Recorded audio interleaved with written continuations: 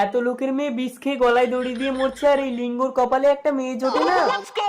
Idea, লোকের বিয়ে করা বউকে চুরি করে এনে সংসার করবো, মুখ ঢাকিয়ে ছদ্মবেশে যেতে হবে।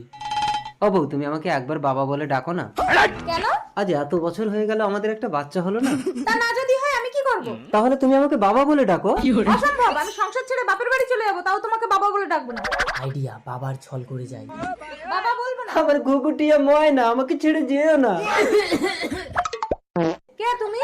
আমি তোর বাবা, তোর মায়ের খুব শরীর খারাপ, তাই তোকে নিতে এলাম রে মা। তা তুমি মুখ ঢাকিয়ে রেখেছো কেন বাবা?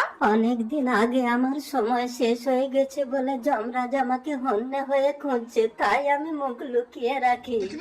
বাবা তুমি দাঁড়াও, আমি রেডি হয়ে আসছি। তাড়াতাড়ি আয় মা। ময়না, তা বলি শ্বশুর মশাই, জমার জামাই তো সমান, আমি শুনে নিয়েছি মানে আপনার দিন শেষ।